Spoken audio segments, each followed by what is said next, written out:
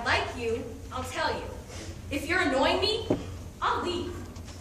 If I have a problem, or something wonderful is happening, or I like your sweater, or it's a beautiful day, or your smile makes me smile, I'm going to tell you all of it. I am not ashamed to talk about the embarrassing creeps that I have hooked up with, or sing show tunes in the quad. And there is nothing that I love more than striking up a conversation with a total stranger. But as a rule, there are two parts of my life that I keep to myself. The first part being, 4 years ago, my uncle committed suicide. It's not easy to tell people that someone you were close with has committed suicide. No matter what they say, no matter how they speak, or look, or move. When I have to tell that to someone, I am blind to their sympathy, or their shock, or sadness, or whatever emotion they are trying to project.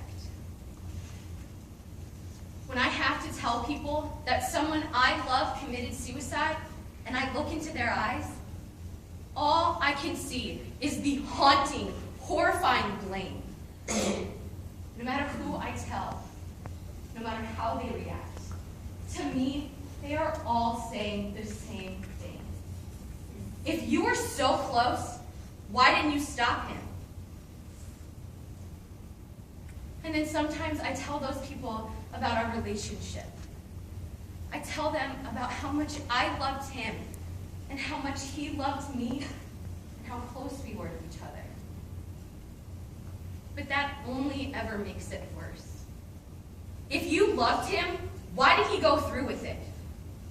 If he was so special, why didn't you do everything in your power to hold him to this earth? And I don't know how to answer those questions.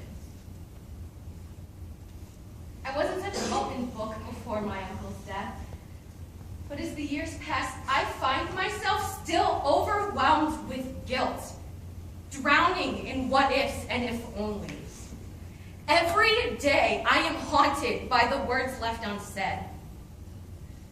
I became an open book, unafraid to let my love and my affection for my friends pour out of me in ways that they had never experienced before. Behind it, though, is this ever-present sense of terror. Every, I love you, or you're beautiful, or you light up my life, is fueled by this festering nightmare that warns if you don't offer up all of your love right here, right now, you may never get the chance to do it again. The second part of my life that I have kept to myself is, 3 years ago, I tried to kill myself. In fact, I have only ever told 2 people. I've kept this hidden because this goes against everything that I stand for. My #1 goal is to celebrate and affirm the lives of those around me and spread as much love as I can in hopes that maybe I might make their day a little easier, maybe even a little brighter. In my defense, it wasn't premeditated like his was. I was out running with a friend, and we came to a part of our route where we had to run alongside a highway. We had run this route probably hundreds of times without issue, but that day, I happened to trip. And before I knew what was going on, I opened my eyes to find myself spread eagle across the lane of a highway. A truck headed right for me, the driver clearly unaware that his or her front tire was aimed at my skull. Time slowed to a halt, and I thought maybe this was it. Maybe this was the opportunity for release that I had been praying for. I saw that truck, and I thanked God, thinking maybe I was getting a break. I knew that if I stayed there, dazed and confused for just a few seconds more, the truck would hit me, and it would look like one giant accident. But before the truck came, a sound that had been there all along finally reached my ears.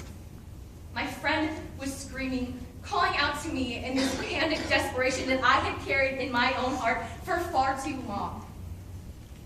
I realized right there that watching me die would tear her up inside the same way that my uncle's death had destroyed me. And I could not bring that pain into the life of another person. Ever. Moments before the truck came, I managed to pull myself to the shoulder. My friend grabbed me, and we huddled there for a few moments, inches away from the passing cars, crying, bleeding, and in a little shock.